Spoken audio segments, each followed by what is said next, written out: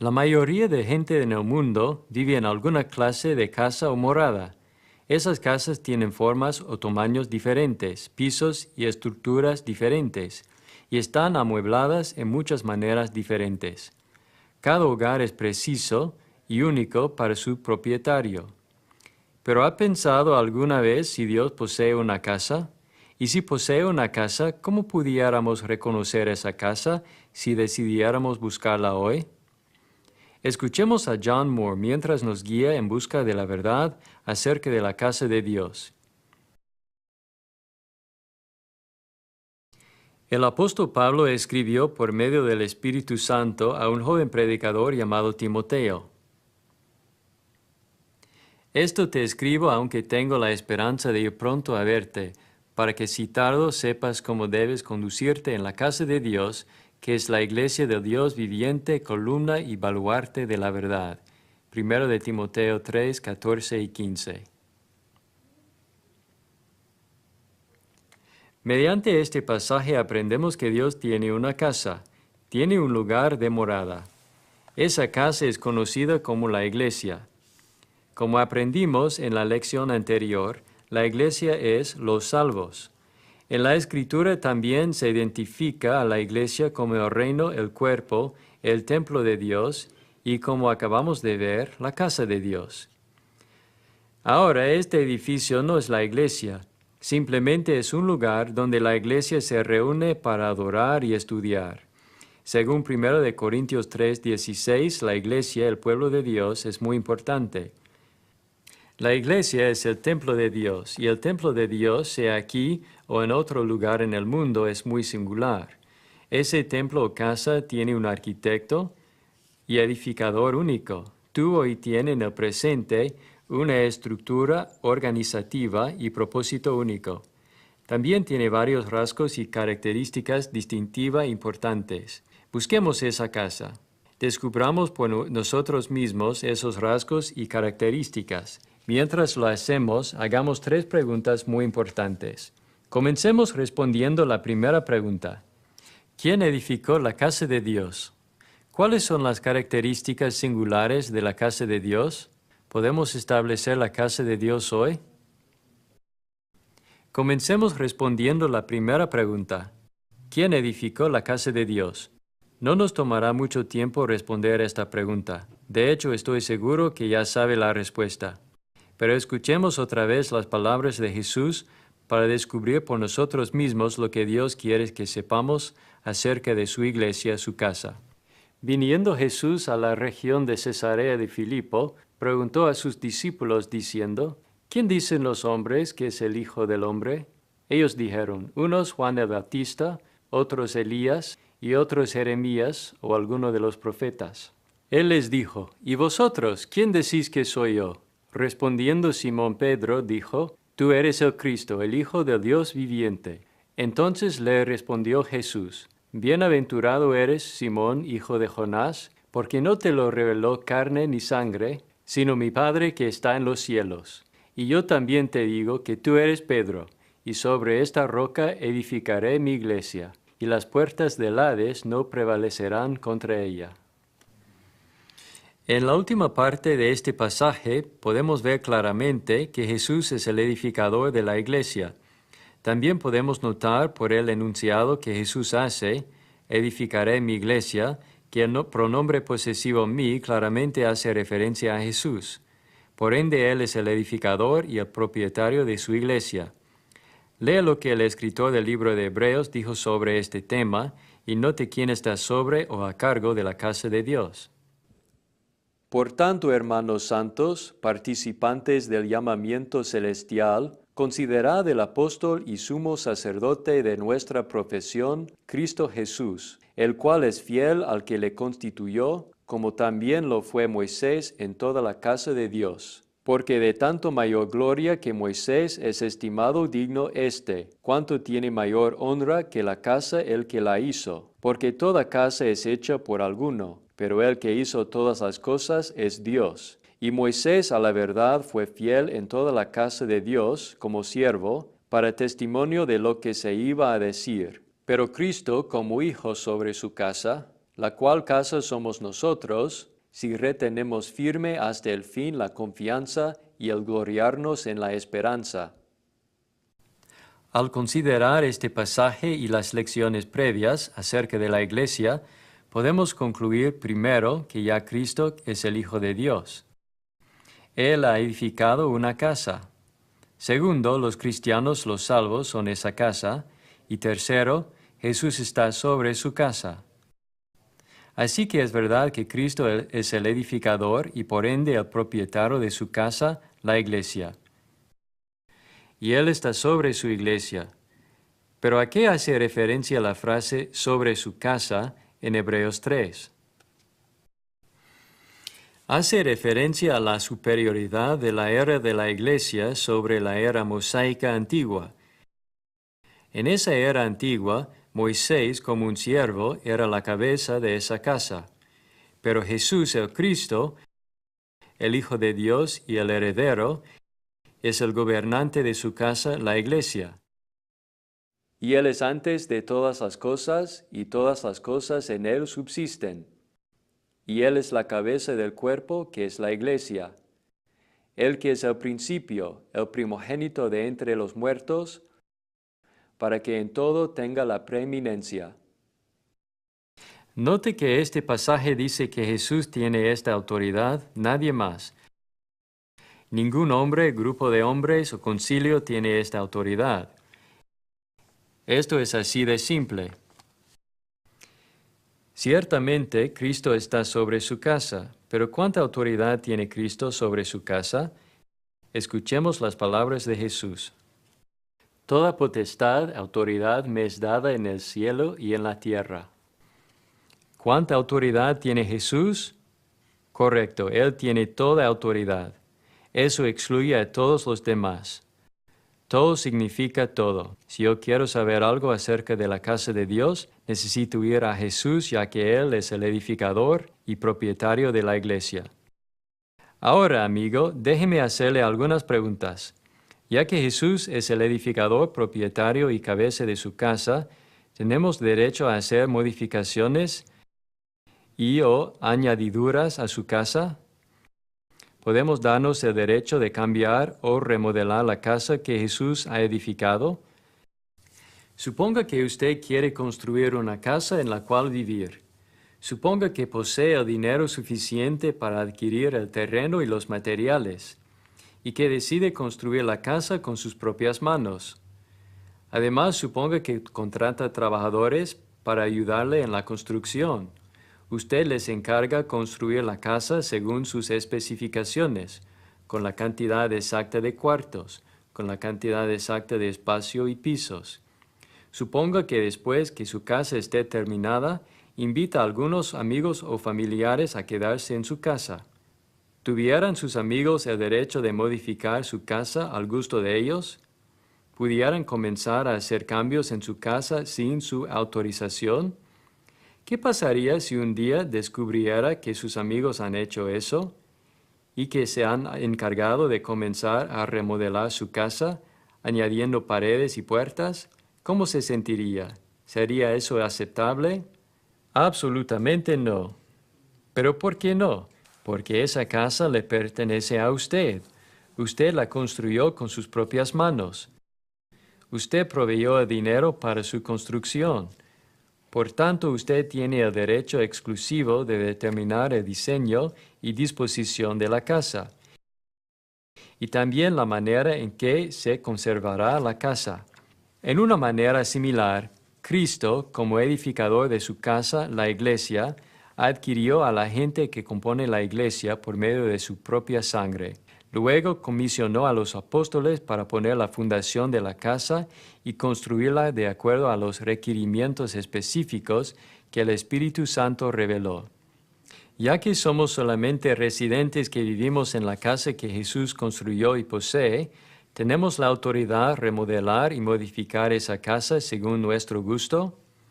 ¿Tenemos el derecho de modificar o reestructurar la organización de esa casa según nuestras propias opiniones o poner un nombre diferente a la casa? Absolutamente no. Ya que somos residentes, debemos dejar la casa exactamente como la encontramos. Debemos vivir en la casa según los principios divinos de la palabra de Dios. Así que al responder nuestra primera pregunta principal en cuanto a quién construyó la casa de Dios, podemos ver claramente que Jesús construyó la casa de Dios. Ya que es el constructor, también es el propietario, y por tanto tiene toda autoridad sobre la casa. Ahora hagamos nuestra segunda pregunta principal en cuanto a la casa de Dios. Preguntemos, ¿cuáles son sus características singulares? En otras palabras, mientras examinamos la Biblia, ¿qué descubriremos acerca del diseño y construcción de esa casa?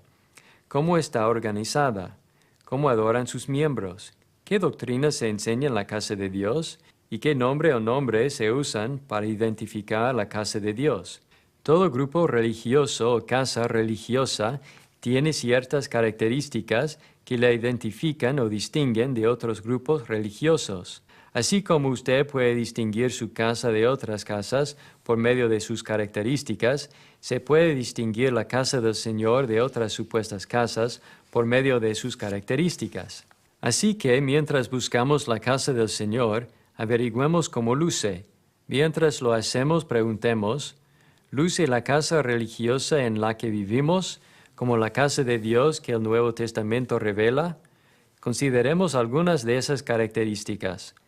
Primero, así como la casa en la que vivimos tiene una fundación, la casa del Señor también tiene una fundación.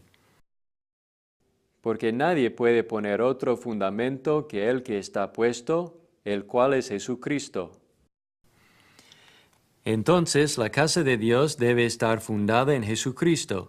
No debe construirse sobre la fama de hombres o sobre alguna doctrina humana, un credo humano o una institución académica.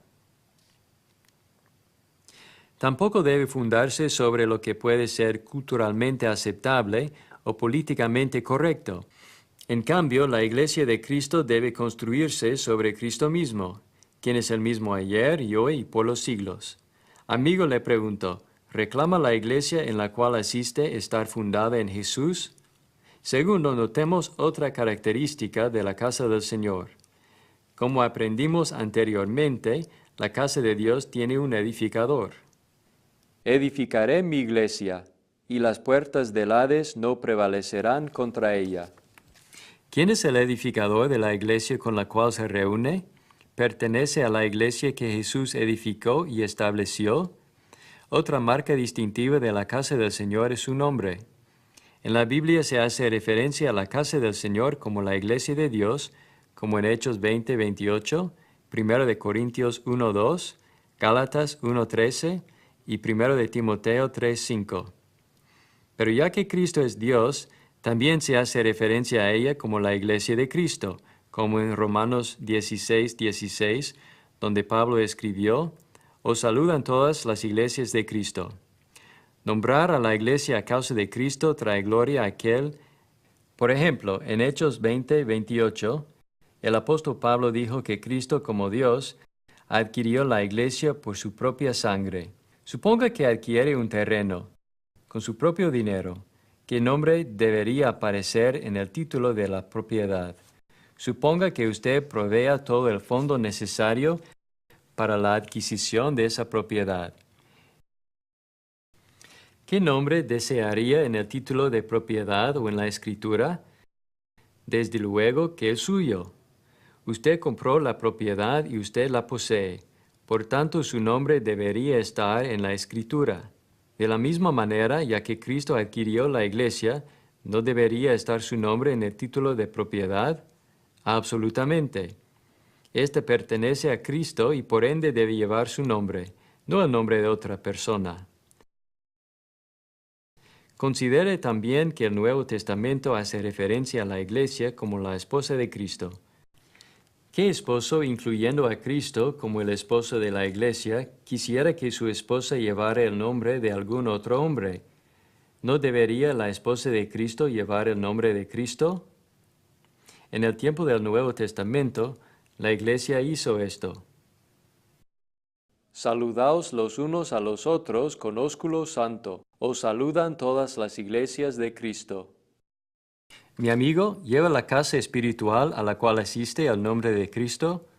Otra característica de una casa y una iglesia es su organización. Por ejemplo, considere la casa del Señor y la manera en que está organizada.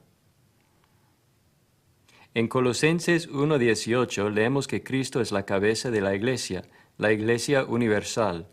El Nuevo Testamento también usa la palabra iglesia, en un sentido local, como en la iglesia en Filipos, la iglesia en Éfeso o la iglesia en Corinto.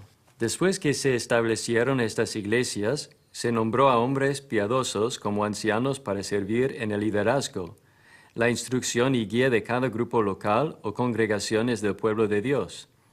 Cuando hablamos de la organización escritural de la Iglesia de Cristo, primero debemos entender que las iglesias de Cristo son congregaciones locales. Los que son miembros de esas congregaciones son parte del cuerpo universal de Cristo, cuya cabeza y autoridad suprema es Cristo mismo. Cristo ha dado instrucciones concernientes a la organización de cada iglesia local. Debe haber ancianos que supervisen la obra local. Y constituyeron ancianos en cada iglesia, y habiendo orado con ayunos, los encomendaron al Señor, en quien habían creído. El término anciano hace referencia a alguien que, junto con otros ancianos de la misma congregación, es responsable de pastorear un único rebaño congregacional. En el lenguaje del Nuevo Testamento se identifica a estos hombres con 3 palabras griegas. Todas estas palabras se usan intercambiablemente y se pueden encontrar en 1 de Pedro 5:1 y Hechos 20, 17 y 28. Note el primer término, presbúteros, que se traduce con la palabra anciano o presbítero. El segundo término es episcopos, que a menudo se traduce con la palabra obispo o supervisor, y también la palabra griega poimen, que se traduce con la palabra pastor. Estos términos hacen referencia a los mismos individuos que han reunido las calificaciones que 1 de Timoteo 3, 1-7 y Tito 1, 7-9 trazan. Por estos pasajes aprendemos que un anciano tenía que reunir ciertos requisitos. Pero es necesario que el obispo sea irreprensible, marido de una sola mujer, sobrio, prudente, decoroso, hospedador, apto para enseñar, no dado al vino, no pendenciero, no codicioso de ganancias deshonestas, sino amable, apacible, no avaro, que gobierne bien su casa, que tenga a sus hijos en sujeción con toda honestidad. Estos hombres no solamente debían reunir estos requisitos, sino también aprendemos por medio del Nuevo Testamento que estos obispos o ancianos estaban encargados de la responsabilidad exclusiva de pastorear el único rebaño del cual eran parte. Ruego a los ancianos que están entre vosotros, yo anciano también con ellos y testigo de los padecimientos de Cristo, que soy también participante de la gloria que será revelada, apacentad la grey de Dios, que está entre vosotros, cuidando de ella no por fuerza, sino voluntariamente, no por ganancia deshonesta, sino con ánimo pronto. Por ende, mi amigo, no existe evidencia o autorización bíblica para que un grupo de obispos o un único obispo ejercite autoridad fuera de la congregación local. Por ejemplo, la iglesia en Filipos no tenía ancianos que podían supervisar los asuntos de la congregación en Éfeso o viceversa. No había un sistema jerárquico en la iglesia antigua, sino solamente Cristo como cabeza de la iglesia, y los apóstoles quienes pusieron la fundación. En cambio, en el Nuevo Testamento se organizó las congregaciones bajo un ancianato en el cual cada anciano supervisaba la obra que estaba entre ellos, pastoreando su propio rebaño. Ellos eran responsables de cuidar ese rebaño y alimentar al rebaño con la palabra de Dios. Para que una iglesia de Cristo esté escrituralmente organizada, necesita seguir el patrón de las Santas Escrituras. En el Nuevo Testamento, vemos que cada iglesia tenía una pluralidad de ancianos en un rebaño local, apacentando el rebaño entre ellos. Hay sabiduría en el plan de Dios, ya que Él se aseguró que con una pluralidad de ancianos, si uno llegaba a contaminarse moralmente o doctrinalmente, no se contaminaría necesariamente todo el liderazgo. Hay un sistema de controles y balances que Dios ha establecido en esto. Había diáconos en el Nuevo Testamento, pero no una junta de diáconos. Los diáconos en el Nuevo Testamento servían bajo la supervisión de los ancianos, los hombres que habían reunido ciertos requisitos encontrados en 1 de Timoteo 3, 1 a 7. Los diáconos también tenían que reunir ciertos requisitos, como 1 de Timoteo 3, 8 a 13 señala. Los predicadores no supervisaban la iglesia en el primer siglo. En el patrón de Dios, los predicadores deben laborar bajo la supervisión de los ancianos. Ellos son importantes, pero no son los líderes de la iglesia, en el sentido que hagan las decisiones finales. Básicamente, Filipenses 1 habla acerca de los obispos y los diáconos. Desde luego, ancianos y obispos son términos intercambiables. Por ende, los ancianos supervisan el rebaño local y los diáconos sirven bajo su autoridad. Los predicadores y los miembros hacen lo mismo y siguen la supervisión de los ancianos que gobiernan sobre ellos. Ese es el plan de Dios y debemos seguir ese plan. Como puede ver, la casa de Dios tiene un fundamento, un edificador, un hombre y, como justo aprendimos, una organización singular. ¿Está organizada la casa religiosa de la cual es parte según las especificaciones de Dios? Ahora, notemos otra característica de la casa del Señor. Una de esas características tiene que ver con su forma singular de adoración. En la casa de Dios, Jesús señala que la adoración a Dios es en espíritu y en verdad. Dios es espíritu, y los que le adoran en espíritu y en verdad es necesario que adoren. ¿Oyó lo que Jesús dijo allí? Dijo que debemos adorar a Dios en verdad. Como aprendimos en la segunda lección, la verdad es lo mismo que la palabra de Dios. Por tanto, adorar a Dios en verdad es adorarle de acuerdo a su palabra. La palabra de Dios, la Biblia, nos enseña que también podemos adorar en vano. Pues en vano me honran, enseñando como doctrinas mandamientos de hombres. Por ende, vemos que Dios no acepta cualquier clase de adoración. En cambio, descubrimos en el Nuevo Testamento que debemos adorarle en espíritu y en verdad, y que nuestra adoración debe ser autorizada por Dios. Entonces, ¿cuáles son los elementos de una adoración aceptable? Primeramente, notemos que cuando los cristianos en el primer siglo se reunieron, así como la casa de Dios en la actualidad, oraban. Los cristianos deben orar. Ellos oran a través del nombre de Jesús, ya que Él es el único mediador entre Dios y el hombre. La oración fue y es una parte muy importante de la adoración de la Iglesia. En la casa de Dios, los cristianos no solamente se reúnen para adorar, sino notemos que también se reúnen para proclamar la palabra de Dios. Cuando la casa de Dios se reúne, se predica la palabra de Dios. La predicación está diseñada a instruir y edificar. Está diseñada a nutrir y fortalecer a los residentes del reino glorioso de Dios, y también a convertir a los perdidos a Jesús. La enseñanza de la palabra de Dios es un ingrediente esencial en la vida y trabajo de la Iglesia. Es la fuente de alimentación que los cristianos necesitan para mantener su fortaleza espiritual. Además de proclamar la palabra, notemos que en la casa de Dios los cristianos también contribuyen cada semana a una tesorería común.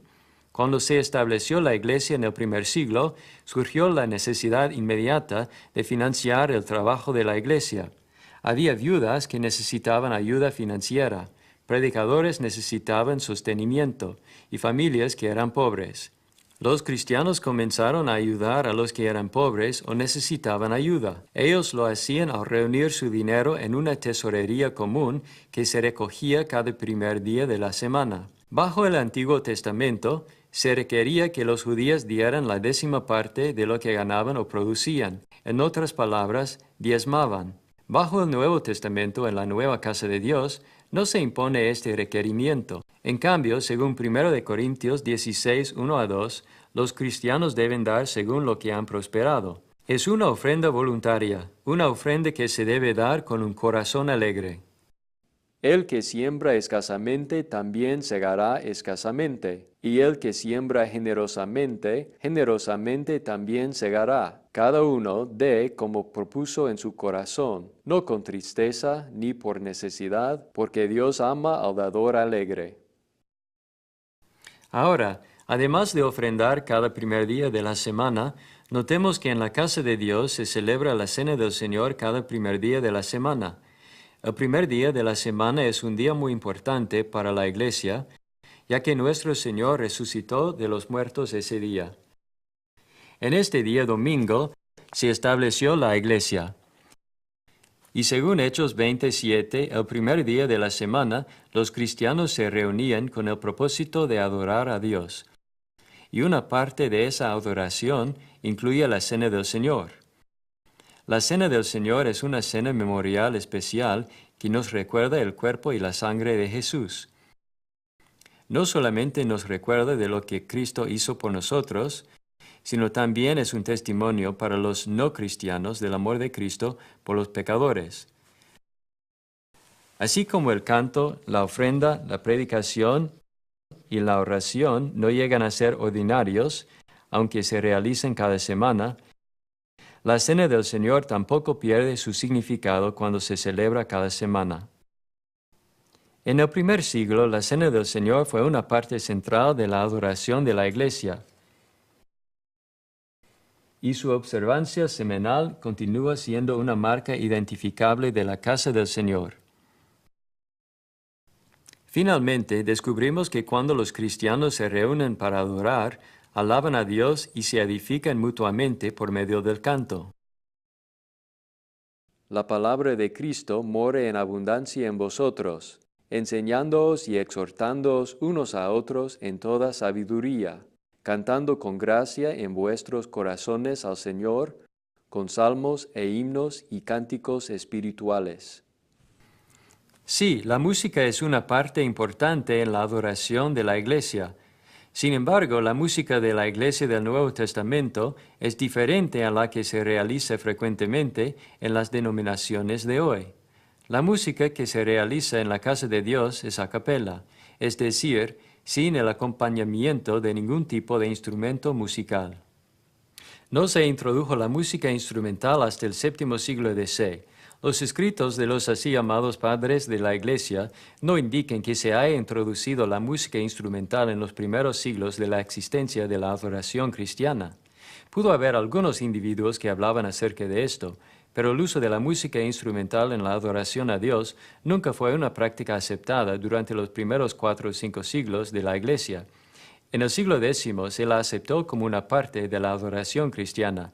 Los instrumentos causaron tal división en ese tiempo que la Iglesia Ortodoxa Oriental nunca pudo aceptarlos y todavía no los acepta.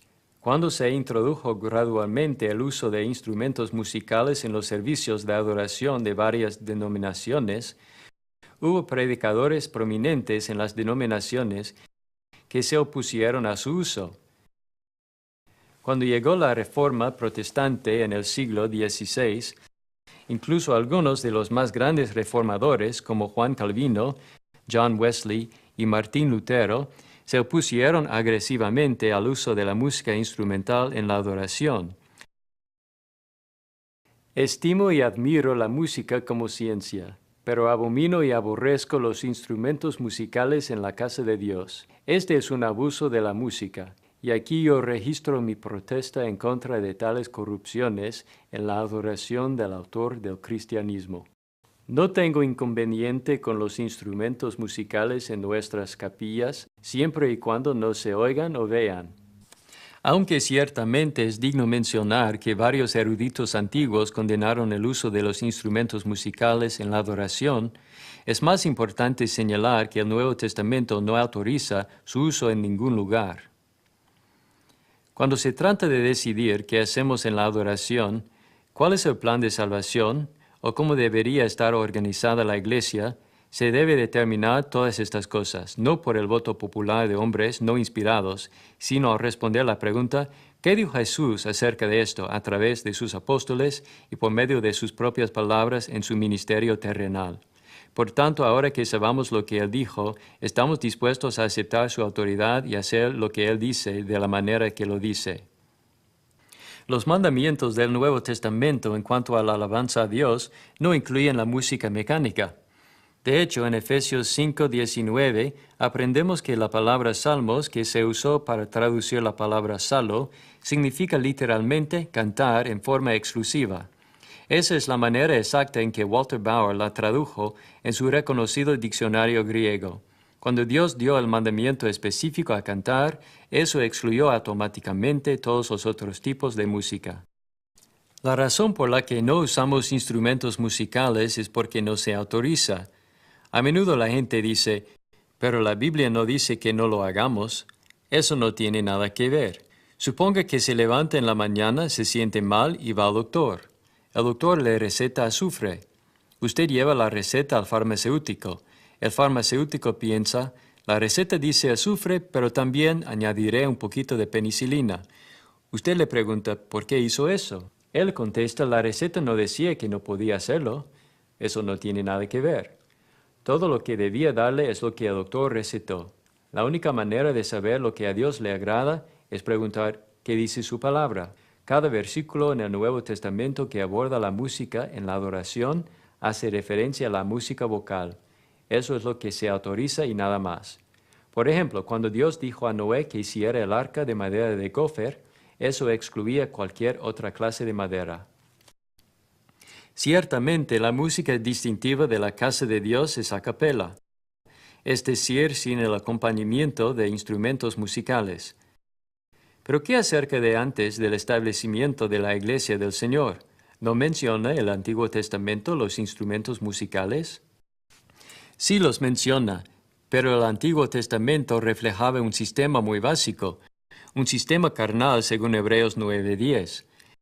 El Antiguo Testamento contenía los sacrificios de sangre, contenía la quema de incienso. El Antiguo Testamento tenía un sacerdocio tribal físico por el cual la gente común se acercaba a Dios. Pero ese sistema carnal fue quitado, como el escritor de Hebreos declara en el capítulo 9 de su escrito. El régimen del Antiguo Testamento fue sustituido por un sistema espiritual.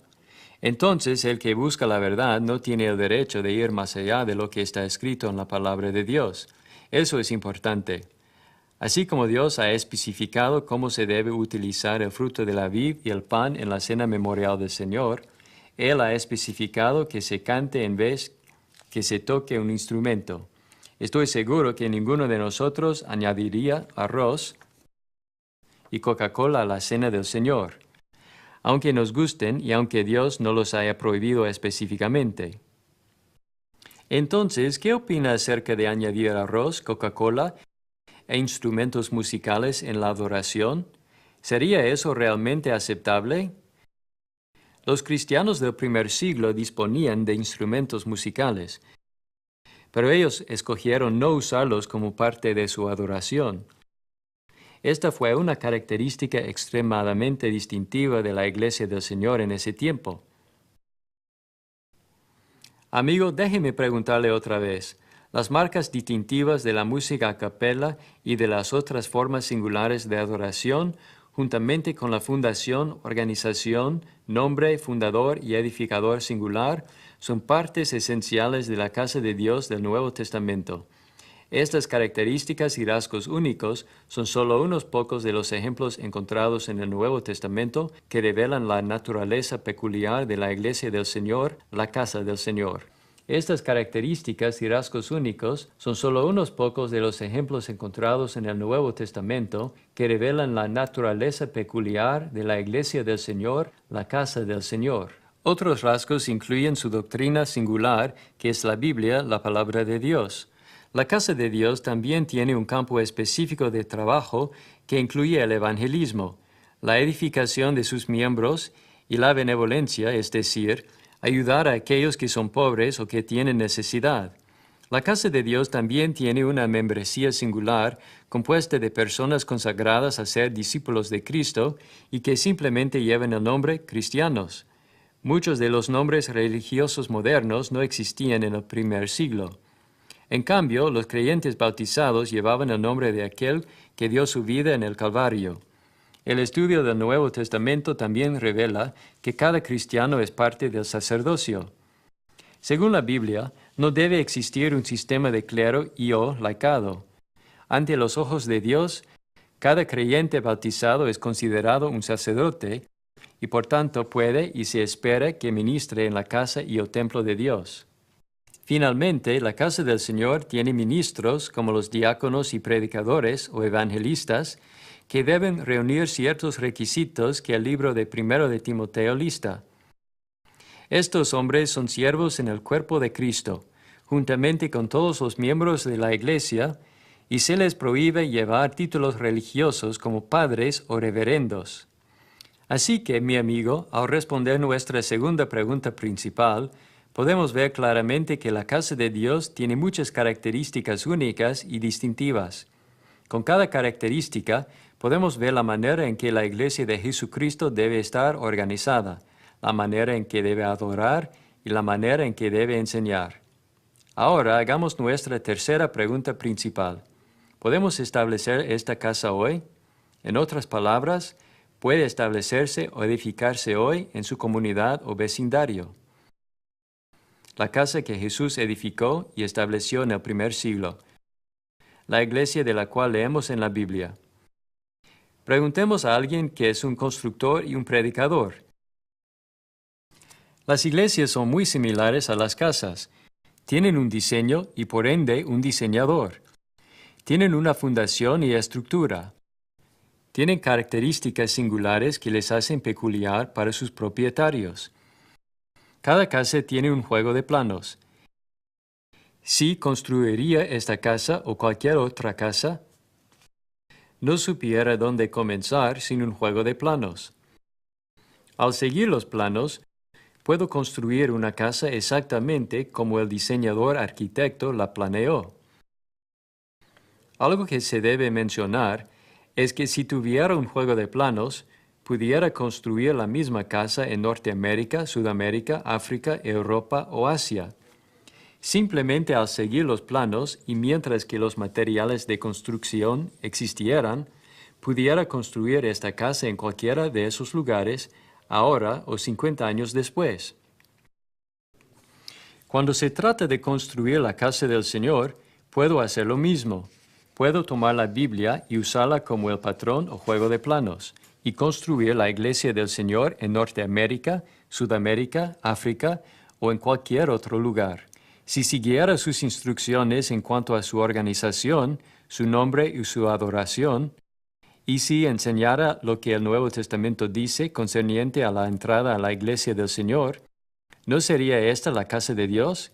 Si yo puedo tomar un libro de credo denominacional, estudiarlo y establecer una iglesia denominacional por medio de sus reglas, ¿por qué no pudiera solo leer el Nuevo Testamento de Cristo y usarlo para establecer una iglesia de Cristo? Ciertamente la iglesia de Cristo y la casa de Dios son lo mismo. Si quiero establecer la casa de Dios en cualquier comunidad, entonces debo seguir el plano que se encuentra en el Nuevo Testamento. Ciertamente se debería usar la Biblia como el plano para el establecimiento de la iglesia y para vivir la vida cristiana. Por ejemplo, considere lo que el apóstol Pablo dijo acerca de la palabra de Dios como un plano o patrón. Retén la forma de las sanas palabras que de mí oíste, en la fe y amor que es en Cristo Jesús. Ahora escuche lo que el apóstol Pablo dijo acerca de seguir las enseñanzas que los apóstoles establecieron en la palabra escrita. Así que, hermanos, estad firmes y retened la doctrina que habéis aprendido, sea por palabra o por carta nuestra. Según Efesios 2, 19 a 22, los apóstoles nombrados divinamente ayudaron a Jesús a poner el fundamento de la iglesia. También aprendemos en Mateo 16, 19, que estos mismos apóstoles ataban en la tierra lo que ya había sido atado en el cielo según la fuerza de la terminología griega que se usa en este pasaje, y desataban en la tierra lo que ya había sido desatado en el cielo.